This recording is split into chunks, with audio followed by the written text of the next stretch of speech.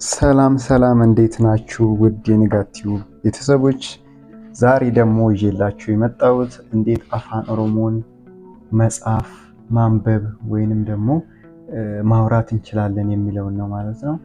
ግን ከሁሉም በፊት ማድረግ ያለብን አንድ ነገር አለ ማለት ነው። ኦሮምኛ ለመማር መጻፍና ማንበብ በጣም ጠቃሚ ናቸው ማለት ነው። እነዚህ ከአራቱ ክህሎቶች መካከል እነዚህ መጻፍና ማንበብ በጣም ይጠቅማል አንድ ቋንቋ ለማወቅ ማለት ነው። ለምሳሌ አማርኛን ለመናገር እንግሊዘኛን ለመናገር በጣም ጠቃሚ ናቸው። ስለዚህ አፋን ኦሮሞን በቀላሉ እንዴት ማንበብ እንደሚችሉ ፊደሎቹ ምን እንደሚመስሉ እናያለን ማለት ነው። እንዴት መጻፍ እንደሚችሉ እናያለን በዚህ ቪዲዮ። ዛሬ የመጀመሪያው ቪዲዮ ነው። በተከታታይ ቪዲዮዎች እንደዚህ የምንማር ይሆናል። ስለዚህ ከኛ ጋር መቆየታችሁን እንዳትረሱ ማለት ነው። በዚህ ንጋት ቲዩብ ላይ የተለያዩ የአማርኛ እንዲሁም የእንግሊዘኛ እንዲሁም የአፋን ኦሮሞ አማርኛ ሁሉንም ይኖራል ማለት ነው። የሶስቱ ቋንቋዎች ማለት ነው እዚህ ቲዩብ ላይ ይኖራል ማለት ነው፣ እዚህ ቻናል ላይ። ስለዚህ አሁን አፋን ኦሮሞ ለማንበብ እና ለመጻፍ ምንድነው የሚያስፈልጉን? መጀመሪያ ያው ማንኛውም ቋንቋ እንደሚታወቀው ለማንበብ እና ለመጻፍ ምን ያስፈልገናል? ፊደሎች ያስፈልጉናል ማለት ነው። ፊደል ምን ይባላል? በአፋን ኦሮሞ በኦሮምኛ ቋንቋ ፊደል ምን ይባላል? ቁቤ ይባላል። ቁቤ ያው እዚህ ጋር እንደምትመለከቱት ቁቤ ነው የሚባለው ማለት ነው። ቁቤ አፋን ኦሮሞ፣ ቁቤ አፋን ኦሮሞ። ቁቤ ማለት ፊደል ማለት ነው። በዚሁ እየተማርን ምን ትይዛላችሁ መሰላችሁ? ኦሮምኛን ቋንቋ ነው መማር የምፈልጉት። ስለዚህ የሆነ ኖት ትያዛችሁ ሂዱ። ቁቤ ማለት ፊደል ማለት ነው። ቁቤ ፊደል፣ አፋን ኦሮሞ የኦሮምኛ ቋንቋ ማለት ነው።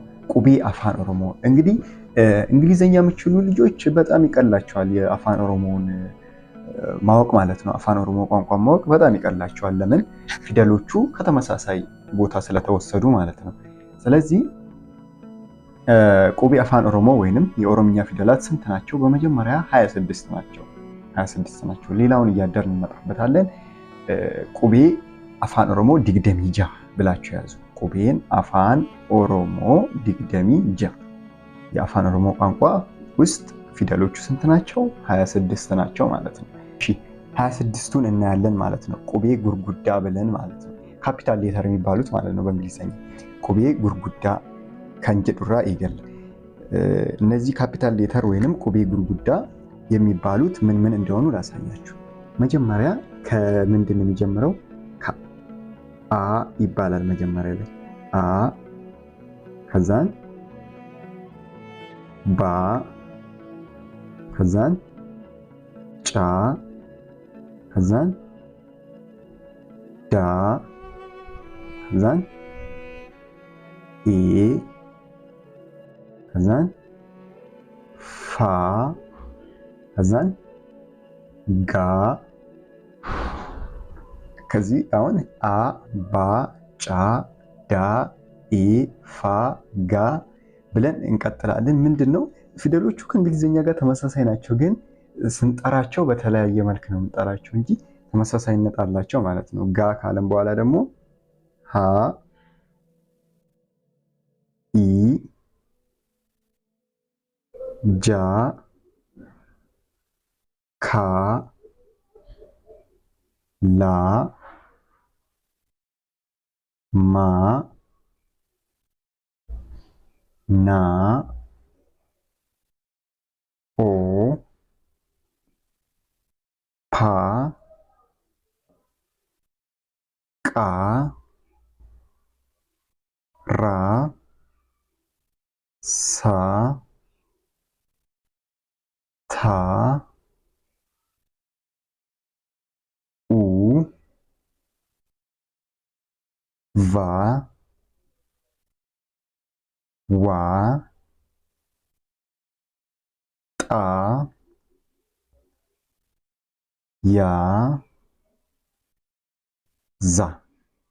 አሁን እነዚህ ናቸው ማለት ነው ፊደሎቹ 26ቱ እነዚህ ናቸው ማለት ነው። ከኤ ጀምራችሁ ስንት ናቸው?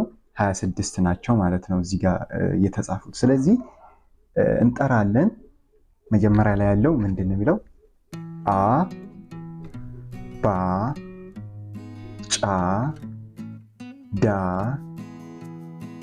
ኤ፣ ፋ ጋ ሃ ኢ ጃ ካ ላ ማ ና ኦ ፓ ቃ ራ ሳ ታ ኡ ቫ ዋ ጣ ያ ዛ እንደዚህ መጥራት ትችላላችሁ ማለት ነው። እንግዲህ 26ቶቹ ፊደላቶች እነዚህ ናቸው። ሌላ ስሞል ሌተር የሚባሉ አሉ። እነዚህን ግን መጀመሪያ ደጋግማችሁ ማወቅ አለባችሁ። እነዚህን ካወቃችሁ በኋላ ስሞል ሌተር ወደሚባሉት ደግሞ ትሄዳላችሁ ማለት ነው። ስለዚህ አ እንዴት ነች? እነዚህ በነገራችን ላይ በእንግሊዘኛ ኤ ነው የሚባለው። አ የሚባለው በእንግሊዘኛ ሲሆን ኤ ነው፣ ባ ቢ ነው፣ ጫ ሲ ነው፣ ዳ ዲ ነው፣ ኤ ደግሞ ኢ ነው። የሆነ ይቀራረባል። በቃ እንግሊዘኛ የምችሉ ከሆነ ትንሽ ብቻ ትንሽ መቀየስ ነው ከሱ ማለት ነው። እሺ ስለዚህ ይሄንን ይመስላሉ እነዚህ ፊደላቶች። እናንተ ግን እየደጋገማችሁ አንብቡ ማለት ነው። እየደጋገማችሁ እዩት፣ ከዛን ይገባችኋል። እሺ ስለዚህ አሁን አንድ ልድገምላችሁ። ይሄ ምንድነው?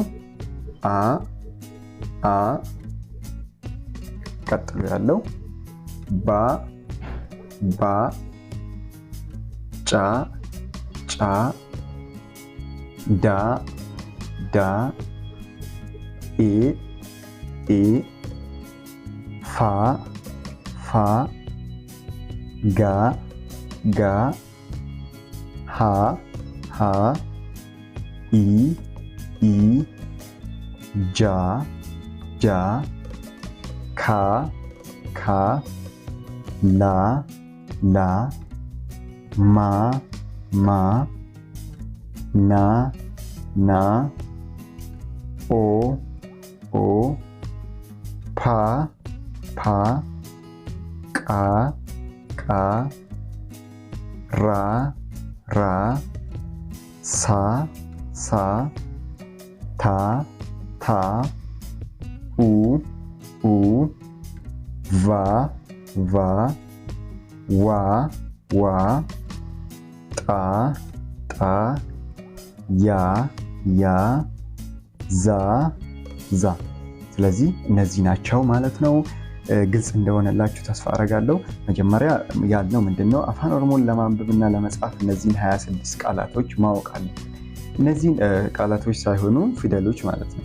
እነዚህን ካወቅን በኋላ እነዚህ ትላልቅ መጽሐፍ ምን የሚሆኑ የሚጻፉት እነዚህን አንድ ላይ ኮምባይን በማድረግ ነው ማለት ነው። እነዚህን አንድ ላይ ታቀናጃላችሁ፣ ከዛን ትጽፋላችሁ። ትላልቅ መጽሐፍን ለምን አይሆንም ማለት ነው። በነገራችን ላይ የአማርኛ ፊደሎች በጣም ብዙ ናቸው፣ የኦሮምኛዎቹ ደግሞ ትንሽ ናቸው። እነዚህን አንድ ላይ ቀናይቶ መጽሐፍ ነው ማለት ነው። ስለዚህ እናንተ አሁን ዜማውን ለየብቻው ምን አይነት እንዳለው በደንብ ተለማመዱ ማለት ነው።